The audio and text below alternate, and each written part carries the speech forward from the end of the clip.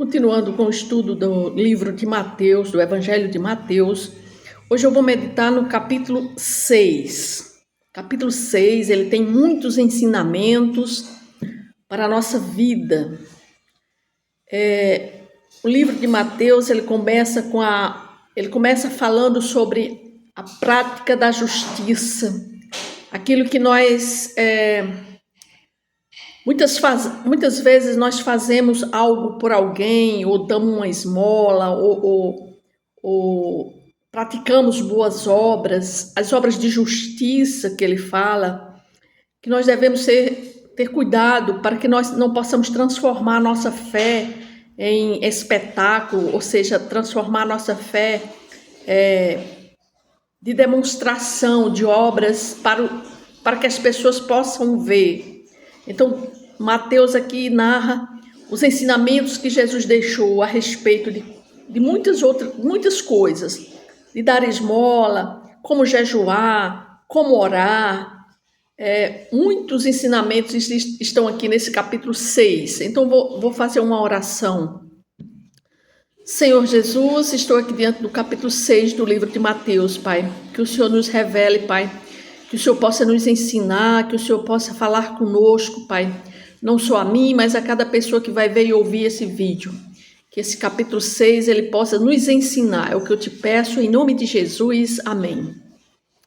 Então, o capítulo começa dizendo assim: guardai-vos de exercer a vossa justiça diante dos homens, com o fim de serdes vistos por eles. Doutra sorte, não tereis galardão junto de vosso Pai celeste, em que ele está falando que nós devemos ter cuidado para que nós não possamos transformar nossa fé em demonstração de obras de justiça, que nós não devemos praticar. Ele diz: guardai de exercer a vossa justiça diante dos homens, ou seja, tenha o cuidado de não praticar suas obras de justiça diante dos outros para serem vistos por eles, né?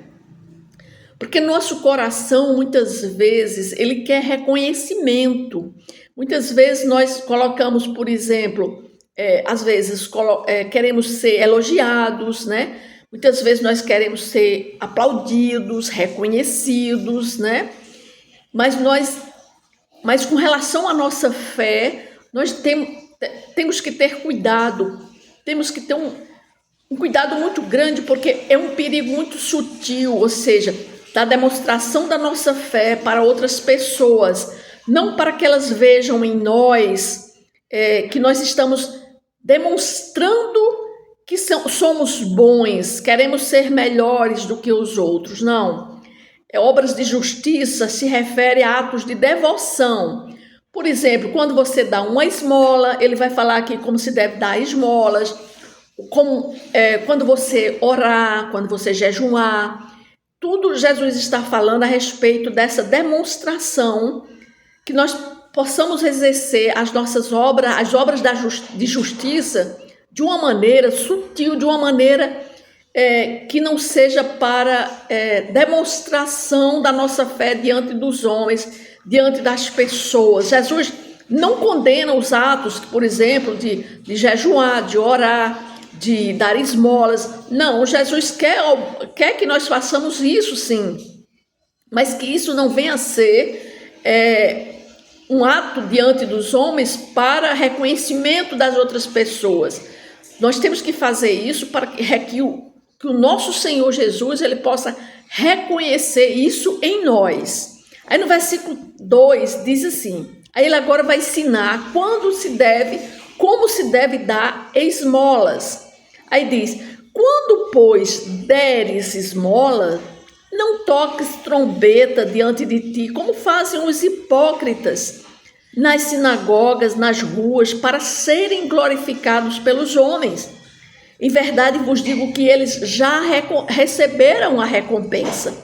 Tu, porém, ao dares a esmola, ignore a tua mão esquerda o que faz a tua mão direita, para que a tua esmola fique em secreto, e teu pai que vê em secreto te recompensará. Então, ele está falando a respeito que nós, quando dermos uma esmola, né? Não podemos fazer da esmola um ato que demonstre aos outros que nós estamos beneficiando alguém. Por quê? Porque os fariseus, eles faziam questão de demonstrar sua generosidade. Eles tocavam trombetas, é como se eles tocassem trombetas para anunciar as suas esmolas. Mas Jesus é direto, ele diz: eu lhes garanto que eles já receberam sua recompensa. O reconhecimento dos homens é tudo o que eles terão e nada de aprovação de Deus. Então é isso que Deus está dizendo para nós. Quando nós formos dar uma esmola, tem que ser em secreto. Nós não podemos bradar para as outras pessoas, que nós não possamos dar uma esmola para que outras pessoas vejam que você está dando uma esmola a alguém, né? Então, Jesus ensina que o reino de Deus, ele se manifesta em atitudes humildes e sinceras. Nada que nós façamos seja para reconhecimento público, para reconhecimento de nós mesmos, né? Ele orienta que quando der esmola, que a sua mão esquerda não saiba o que está fazendo à direita. Isso é uma metáfora, significa dizer que nós devemos agir com tanta discrição e simplicidade que nem mesmo nós ficamos vangloriados com aquilo que fazemos. Que nós possamos estar fazendo isso para Deus, né? Nós fazemos algo de bom. Muitas vezes nós fazemos algo de bom e queremos contar para alguém.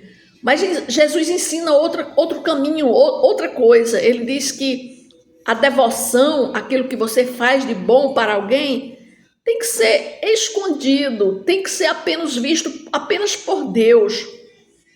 Porque Deus não se impressiona com gestos públicos que nascem nos corações orgulhosos. Ele se agrada daquilo que fazemos em segredos, movidos por amor. Tudo que nós possamos fazer tem que ser movidos por amor.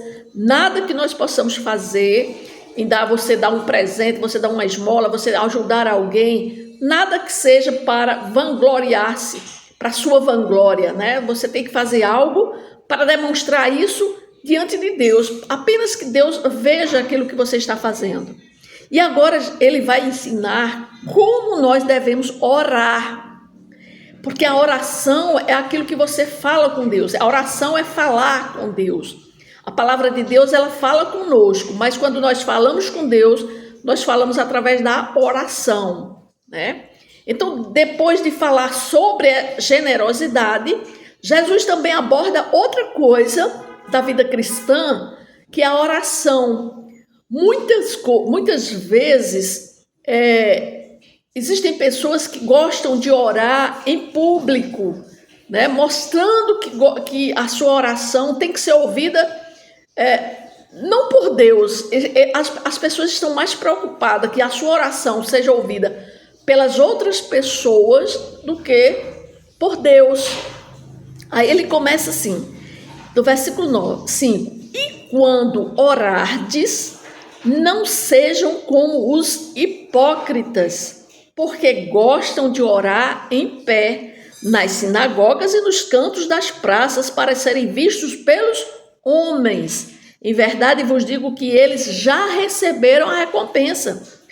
Tu, porém, quando orardes, entra no teu quarto e fecha a porta, e orarás a teu pai que está em secreto, e teu pai que vê em secreto te recompensará. E orando, não useis de vãs repetições. Por quê? Porque a oração é uma conversa com Deus.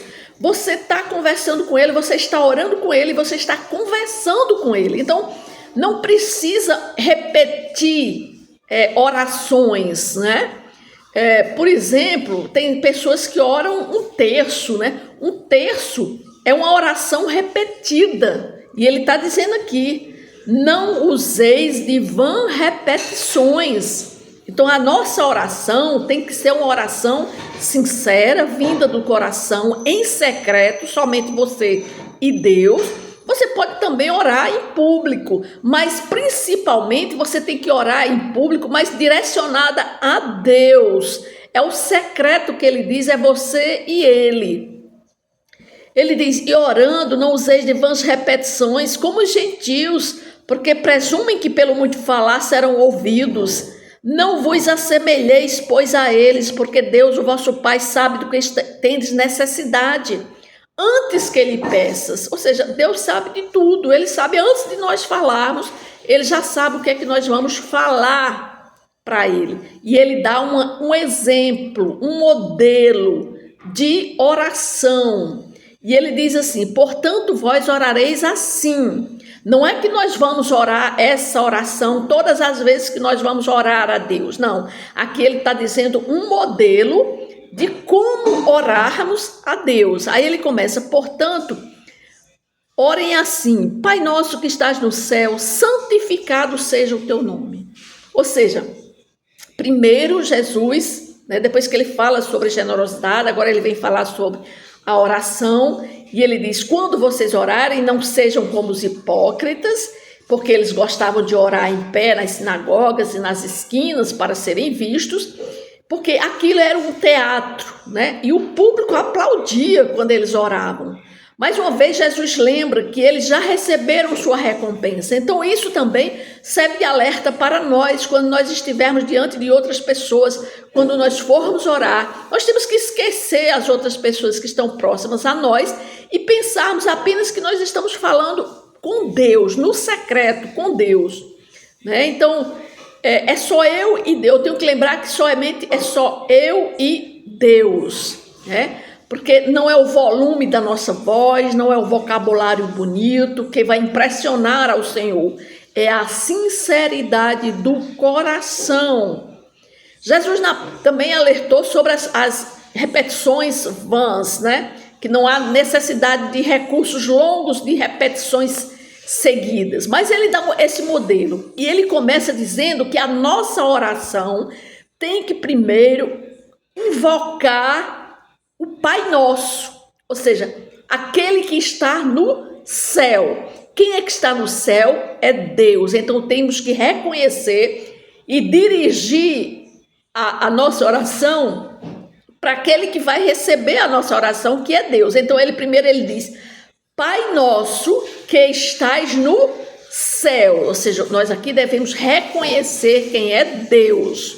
Aí ele diz, santificado seja o teu nome. Então aqui nós temos que lembrar que quando nós oramos, temos que lembrar que nós estamos falando com Deus santo, que ele é santo e que tem que receber toda a nossa honra e o nosso louvor, né? Então nós temos que falar para ele palavras de louvor, de adoração, dizer que ele é santo, glorificar o nome dele. Aí ele diz, venha o teu reino.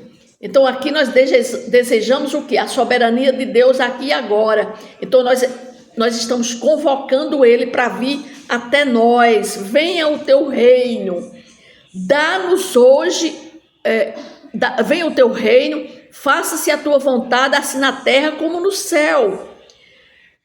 O pão nosso de cada dia nos dá hoje. Ou seja, ele começa dizendo que, então nós temos aqui que lembrar que toda a provisão, tudo que nós temos, vem dele. Então nós aqui já confiamos que ele vai nos prover. Então nós temos que agora falar para ele aquilo que nós queremos que ele faça a nós. Se é um pedido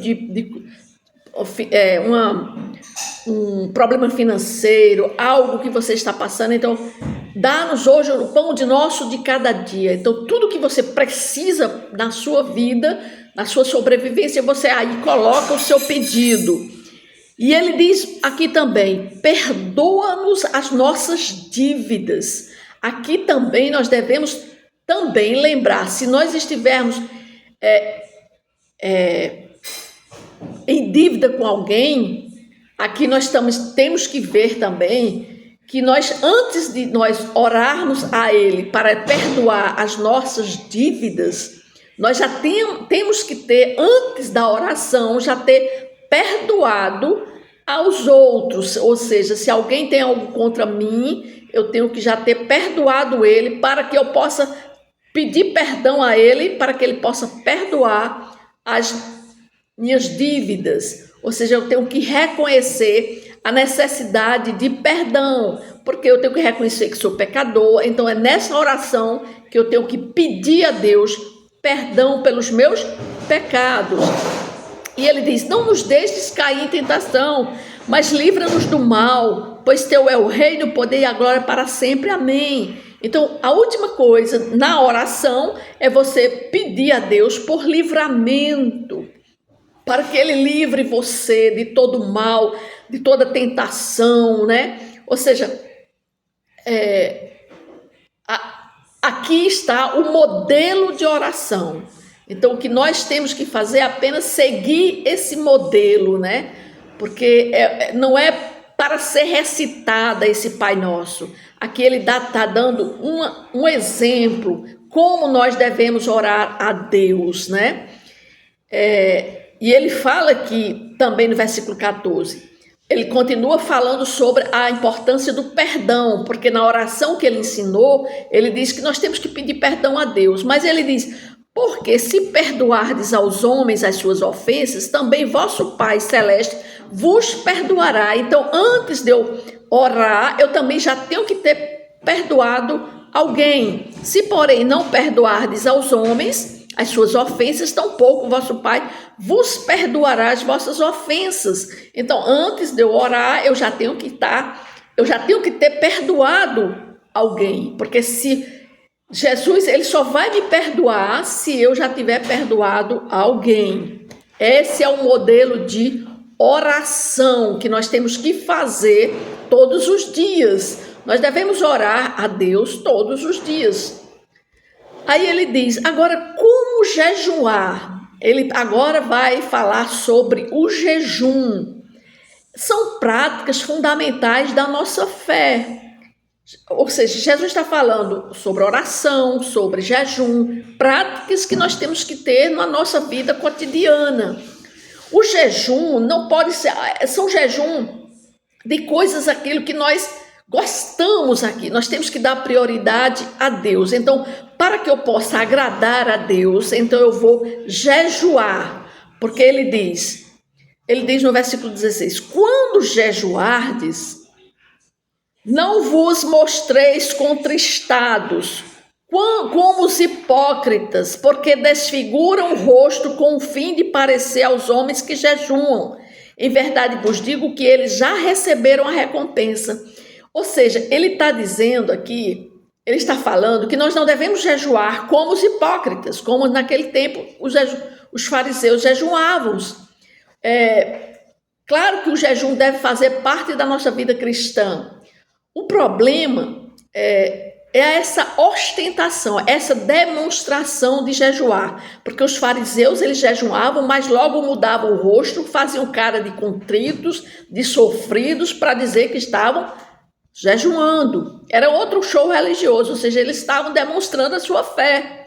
E Jesus está dizendo que nós não precisamos demonstrar essa fé do jejum. Quando você jejuar, seja você e Deus. Apenas Deus sabe que você está jejuando. Porque o verdadeiro jejum, ele não chama a busca para você. Ele chama, não é para buscar chamar a atenção das outras pessoas, mas é para você chamar a atenção de Deus. Jesus ensina, né?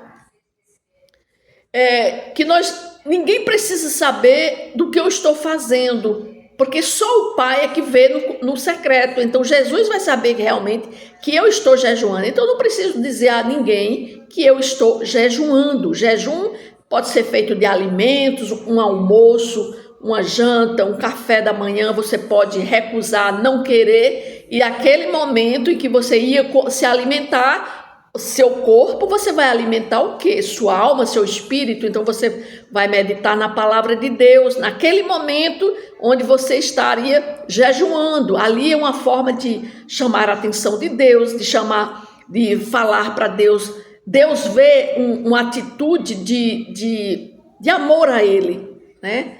O jejum é uma forma de dizer a Deus: a minha fome espiritual é maior do que o meu desejo físico, ou seja, eu tenho mais prazer nas coisas de Deus do que nas coisas do mundo, ou seja, nas coisas materiais, ou seja, em alimentar o meu próprio corpo físico. Eu tenho mais prazer em alimentar a minha alma, o meu espírito, do que o meu corpo físico. Então eu tiro um almoço e ali vai ser o meu jejum. Ou então outra coisa que toma muito meu tempo, por exemplo, o celular, a televisão, aquilo que eu estou dando mais prioridade, eu vou me recusar a ver e ouvir e vou dar prioridade a Deus, a meditar na sua palavra, né? A orar. Então é um período que eu tiro para dedicação às coisas de Deus. Então ali é o jejum.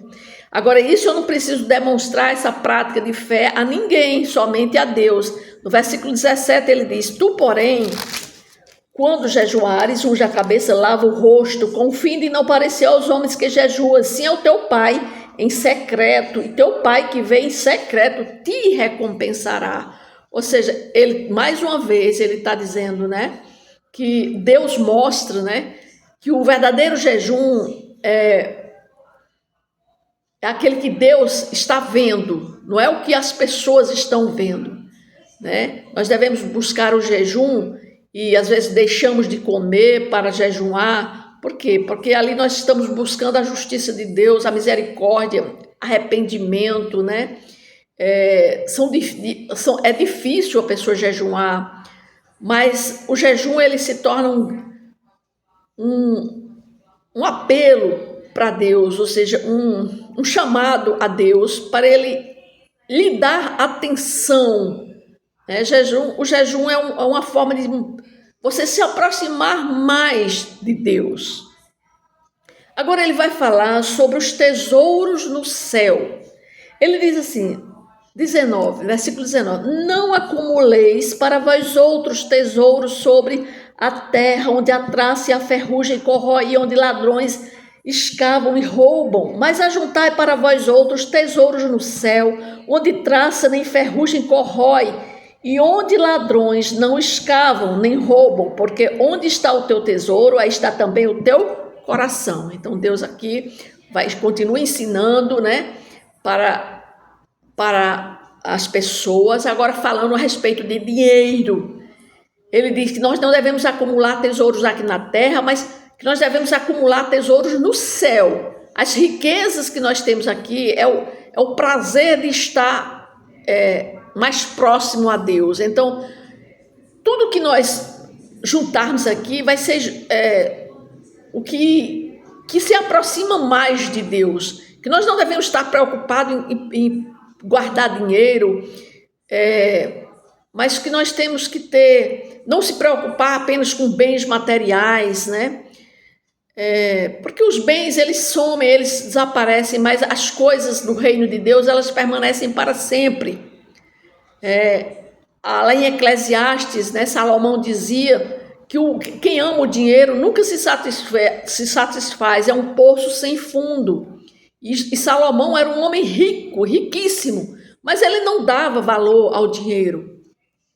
E Jesus nos chama para olhar para os tesouros do céu. Ele diz: acumulem os tesouros do céu, né? Onde traça nem ferrugem corrói, né? Os tesouros do céu. O que são os tesouros do céu? São as boas obras, a generosidade no nosso coração, a intercessão que nós fazemos pelas outras pessoas. Tudo que nós fazemos para a glória de Deus são tesouros no céu. E Deus está vendo, né? Agora, se você se preocupa mais com as coisas materiais dessa vida, você está acumulando tesouros para você mesmo, mas que a traça corrói, o ladrão rouba, né? Não é para o Senhor. Você tem que substituir os tesouros da terra pelos tesouros do céu, se preocupar mais com os tesouros do céu. E ele diz mais, 22, agora vem a maneira de olhar a vida, que afeta também, a vida afeta tudo em nós, como você olha a vida. Ele diz: são os olhos a lâmpada do corpo. Se os teus olhos forem bons, todo o teu corpo será luminoso. Se, porém, os teus olhos forem maus, todo o teu corpo estará em trevas. Portanto, caso a luz que há em ti sejam trevas, que grandes trevas serão. Então, aqui Jesus usa uma metáfora, né? Ele usa os olhos do corpo, ele faz uma metáfora com os olhos são a candeia do corpo, né? Ou seja, aquilo que direciona o nosso olhar influencia todo o nosso ser. Se os nossos olhos forem bons, generosos, puros, voltados para o bem, todo o nosso corpo será iluminado. Mas se os nossos olhos forem maus, se forem egoístas, invejosos, gananciosos, haverá o quê? Trevas. Então, quando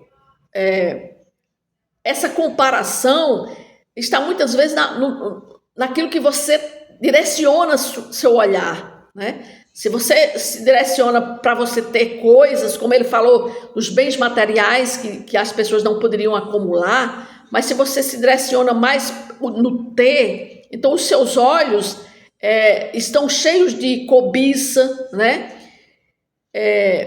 E isso é um mal, né?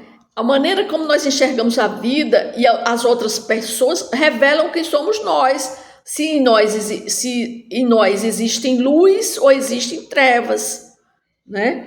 Outra coisa, ele diz, ninguém pode servir a dois senhores, porque há de aborrecer um e amar o outro, ou se devotará a um e desprezará o outro. Não podeis servir a Deus e às riquezas. É impossível tentar agradar a Deus e ao dinheiro, né? Ao mesmo tempo, cedo ou tarde precisamos escolher. Ou amaremos um e rejeitaremos o outro, né?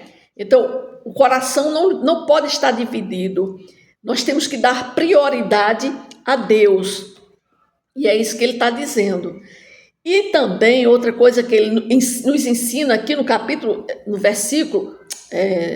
no capítulo 6, é com relação à ansiosa solicitude pela vida. Por que você se preocupa tanto com as coisas se não resolve nada? Muitas vezes as pessoas ficam tão preocupadas com as coisas, se preocupam com tanta coisa e não se resolve nada, porque Jesus sabe de tudo. Ele sabe que o medo do amanhã rouba nossa paz. Por isso ele nos diz, não se preocupem com suas próprias vidas. Ele diz, por isso vos digo, não andeis ansiosos pela vossa vida, quanto ao que haveis de comer, beber, nem pelo vosso corpo, quanto ao que haveis de vestir. Não é a vida mais que o alimento, o corpo mais do que as vestes? Observai as aves do céu, não semeiam, não colhem, nem ajuntam os celeiros, contudo vosso Pai Celeste as sustenta. Ou seja, Jesus está mandando aqui dizer que ele nos convida a olhar para as aves do céu. Elas não plantam, não colhem, não estocam e ainda assim Deus as alimenta. É impossível não lembrar de que está escrito no Salmo 145, verso 15 a 16, diz, todos esperam em ti e tu lhes dá o alimento no tempo certo. Então, Jesus, ele é o responsável em nos alimentar. Então, nós não devemos preocupar se não temos o alimento dentro da nossa casa. Ele diz, porventura não valeis vós mais do que as aves? Qual de vós, por ansioso que esteja, para acrescentar um côvado ao curso de sua vida? E porque andais ansiosos quanto ao vestuário, considerai como crescem os lírios do campo, eles não trabalham nem fiam.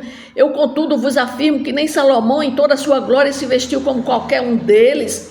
Ora, mas nem o ouro de Salomão se compara à beleza simples e natural das flores, criadas e cuidadas. E ele faz isso com uma relva do campo, que hoje existe e amanhã desaparece. Imagina o quanto ele cuida de nós, né? Ele diz no versículo 30, ora, se Deus veste assim a erva do campo, que hoje existe e amanhã é lançada no forno, quanto mais a vós outros, homens de pequena fé. Portanto, não vos inquieteis dizendo o que comeremos, que beberemos ou o que vestiremos, porque os gentios é quem procuram todas estas coisas, pois vosso Pai Celeste sabe que necessitais de todas elas. Buscai, pois, em primeiro lugar o seu reino e a sua justiça, e todas estas coisas vos serão acrescentadas. Portanto, não vos inquieteis com o dia de amanhã, pois o amanhã trará os seus cuidados. Basta ao dia o seu próprio mal. Então é isso que Jesus está falando, né? que nós não devemos estarmos ansiosos por nada, né? Ele conclui dizendo: busquem em primeiro lugar o reino de Deus e a sua justiça. Não significa que nós vamos ignorar as responsabilidades, mas reorganizar prioridades. Nós devemos que dar prioridade ao reino de Deus em relação a outras coisas. Quando Deus e seu reino estão no centro, o restante encontra lugar. As necessidades básicas, como comida, bebida e roupa, são supridas. Quando nós damos prioridade a Deus, tudo é consequência, Ele vem suprir todas as nossas necessidades. Essa promessa ecoa a fidelidade de Deus, né? Quando Ele cuidou do povo no deserto, Ele providenciou e trazia alimentos, saía pão, descia do céu, né? Então, Deus, Ele provê tudo, né? Ele não deixa faltar nada, né? Então, Jesus não nega que haverá lutas na nossa vida, mas Ele garante que o Pai cuide de nós. Isso nos desafia a descansar nele, confiar e buscar nele o reino acima de tudo. Então, o que é que nós podemos dizer aqui a respeito do versículo do capítulo 6 de Mateus, né? Que ele ensina o caminho da verdadeira espiritualidade, que não se trata de aparência, mas de sinceridade. Então, ele primeiro falou sobre as obras de justiça, que nós não devemos fazer obras de justiça para apresentar essas práticas de fé para outras pessoas, mas apenas para Deus. Falou sobre a oração, que a oração também deve ser no secreto, que nós tenhamos a convicção de quando nós formos falar com Ele, nós estamos falando diretamente a Ele e Ele ouve as nossas orações e Ele deu um modelo de oração para que você possa orar neste modelo. E Jesus também nos ensina que nós devemos orar com simplicidade e fé, né? Também, ele falou também sobre a questão do dinheiro, né, que nós não devemos juntar, ou seja, nós não devemos estarmos preocupados em juntar dinheiro. Ele falou aqui, mas que nós devemos, ao contrário, claro que nós temos que ter os nossos cuidados, né, com relação à nossa vida, né? Mas que isso nós não devemos nos apegarmos ao dinheiro como uma regra. Nós temos que dar prioridade a juntar tesouros no céu. É isso que ele está dizendo, que nós devemos cuidar das coisas do alto, das coisas de Deus, e não estarmos preocupados com as coisas que o dinheiro pode nos oferecer ou nos dar. É isso que a palavra de Deus também fala, né? E também com relação à ansiedade pela vida, né? Ele sabe que nosso coração facilmente ele se apega ao dinheiro, às preocupações, mas a solução é clara, é buscar o reino de Deus em primeiro lugar, né? E ele mostrou aqui que nós devemos olhar para as aves, as flores, e isso faz nos lembrar do cuidado de Deus, que ele assim como ele faz com as flores, né? Elas não têm, elas diz aqui que os lírios crescem no campo e eles não trabalham no enfio, e ele contudo vos afirma que nem Salomão em toda a sua glória se vestiu como qualquer um deles. Então, o que nós não devemos também ficar preocupados, né, com o que haremos de comer, de beber ou de nos vestirmos, porque o maior tesouro não está na terra, mas está no céu.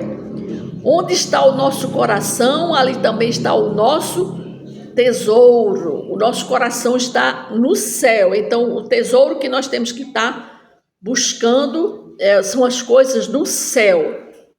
Então, foi isso que o capítulo 6 nos ensinou no dia de hoje. Amém?